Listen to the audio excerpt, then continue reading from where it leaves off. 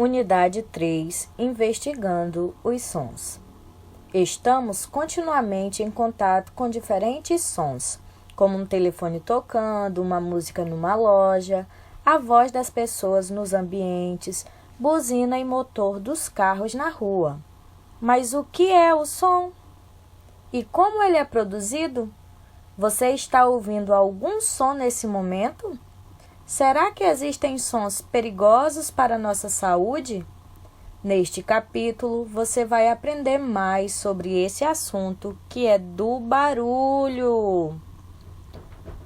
Tocar um instrumento musical é uma experiência e tanto. Contudo, aprender a tocar violão, piano ou violino é uma tarefa complexa que requer anos de prática. Na imagem, estão retratadas algumas crianças com instrumentos populares. Alguém sabe tocar algum instrumento musical e sabe como que faz para que ele produza som? Existem instrumentos que precisam ser soprados, como a flauta e o saxofone. Outros têm cordas que são movimentadas para que vibrem. O piano faz parte dessa categoria. Já os instrumentos de percussão produzem sons ao serem agitados, como o chocalho, ou batidos, como é o caso dos tambores. A seção de Gaí, na página 4, nos traz um texto introdutório sobre a percepção do som. Acompanhe a leitura com o dedinho ou com o lápis. Para vermos uma pessoa que está atrás de nós, precisamos nos virar para que nossos olhos captem sua imagem. Já para escutar alguém que está atrás de nós, não precisamos nos virar, pois o som é capaz de contornar os corpos, ou seja, ele é captado por nossas orelhas, mesmo que estejamos de costas para a pessoa que fala. A todo momento, escutamos sons vindo de todas as direções. Muitas vezes, estamos tão acostumados com os sons que ouvimos com frequência que não os percebemos, mas rapidamente nos damos conta quando ouvimos um som diferente ou quando alguém nos chama pelo nome. Vocês já pensaram que os sons vêm de todas as direções ou que muitas vezes as pessoas se acostumam com os sons do seu cotidiano?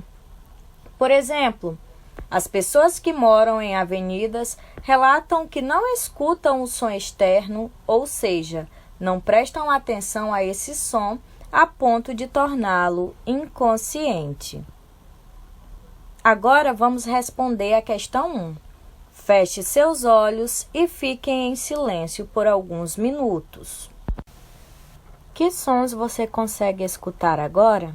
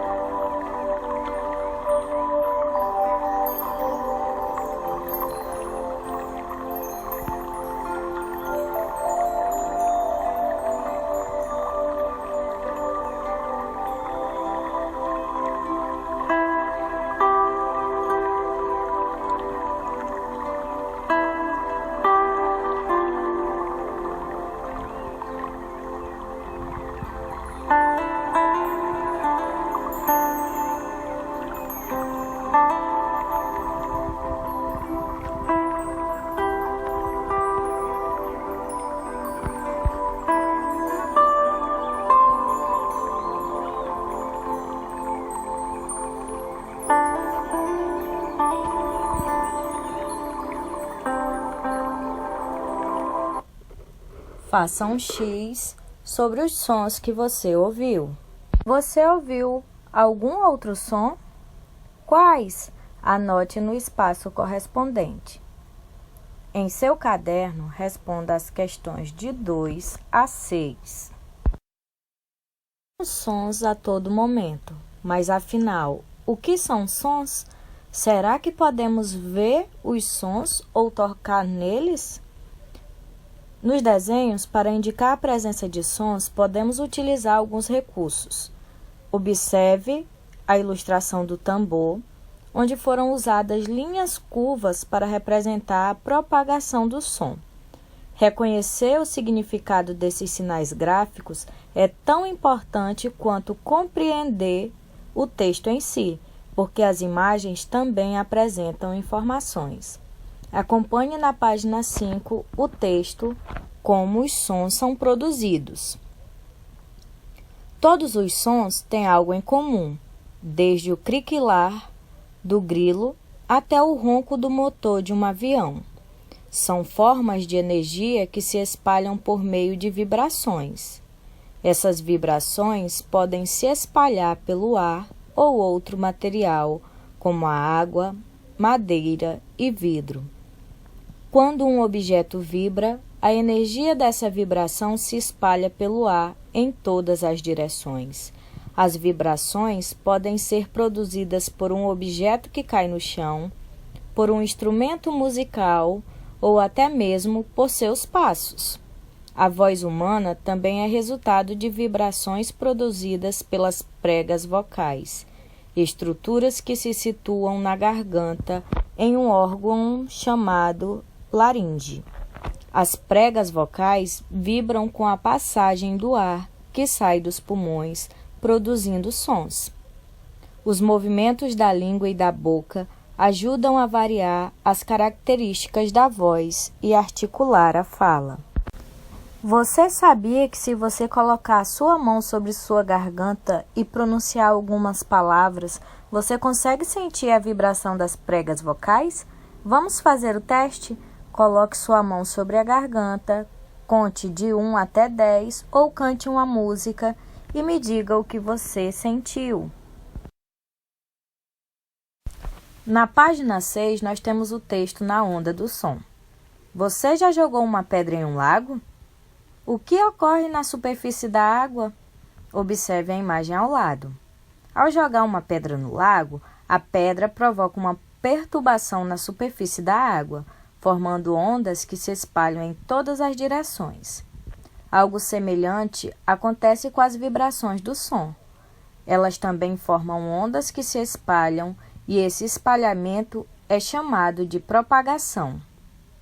Entretanto, diferentemente das ondas produzidas no lago, que se movem para cima e para baixo, as ondas do som se movem para frente e para trás, como em uma mola. Observem aí a imagem da mola. Quando uma mola é puxada para frente e para trás, cria-se uma onda que viaja pela mola. Para facilitar o entendimento do conceito de ondas sonoras, vamos associá-lo às olas, feitas pelas torcidas nos estádios. Cada torcedor levanta de seu lugar e se senta novamente. Dessa forma, a onda se espalha gradativamente por toda a arquibancada, mas as pessoas permanecem em seus lugares. A propagação é a transmissão de energia das ondas sonoras em meios líquidos, como a água, gasosos, como o ar, e sólidos, como a madeira.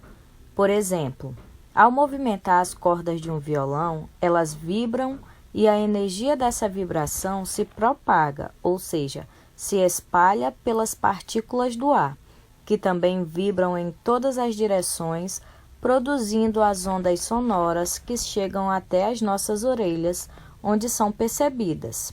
Então, quando as ondas sonoras, ou seja, as vibrações chegam até nós, podemos ouvir os sons. Na ilustração, mostra as vibrações saindo do violão e chega até as orelhas de outra criança.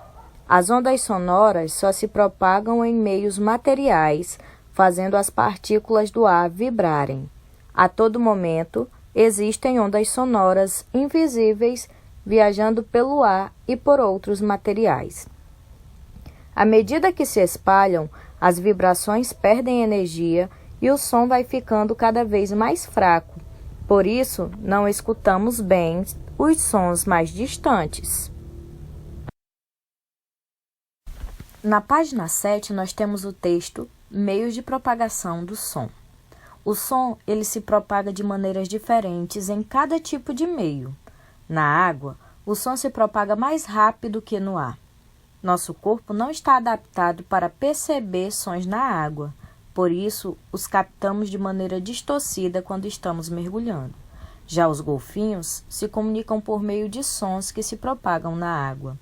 Nos meios sólidos, como a madeira ou o metal, o som se propaga mais rápido que no ar. Se encostarmos o ouvido em um chão de madeira, podemos escutar os passos de uma pessoa antes dela chegar. No espaço sideral, entre os planetas e as estrelas, como se trata de um espaço vazio, onde não existe ar ou outras partículas, as vibrações do som não se propagam. Sinais sonoros emitidos no espaço não se propagam, ou seja, não podem ser ouvidos. Com os sons, as partículas que formam a matéria vibram e fazem as partículas vizinhas também vibrarem, propagando as ondas sonoras. Como somos animais terrestres, estamos adaptados a ouvir sons que se propagam no ar. Já os animais aquáticos, como os golfinhos e as baleias, são adaptados para ouvir na água. Essas espécies se comunicam por meio de diferentes sons que se espalham na água. Em relação ao fato de som não se propagar no espaço, os filmes em que aparecem explosões de naves, por exemplo, na verdade, esse som de explosão não é espalhado, pois não existem partículas no espaço para que isso ocorra. Você sabia? As ondas sonoras são muito, mas muito rápidas. Em um segundo, elas viajam cerca de 340 metros pelo ar. Mas será que existe algo ainda mais rápido que o som? Existe sim, a luz. Você já reparou que durante uma tempestade vemos um relâmpago antes de escutarmos o som do trovão? Isso acontece porque a luz se propaga cerca de 1 milhão de vezes mais rápido que o som. O raio é o fenômeno natural completo, o qual é formado pelo trovão, que corresponde ao som, e pelo relâmpago, que corresponde à luz. Da próxima vez que você vir um relâmpago, conte quantos segundos leva para ouvir o trovão e, em seguida, multiplique esse tempo por 340, que é a quantidade de metros que o som percorre em um segundo. Assim, você saberá a distância do raio em metros, aproximadamente. Por exemplo, se o som do trovão demorar 3 segundos, o raio caiu a mais ou menos 1000 metros de onde você está. E assim finalizamos mais uma videoaula. Tchau, tchau!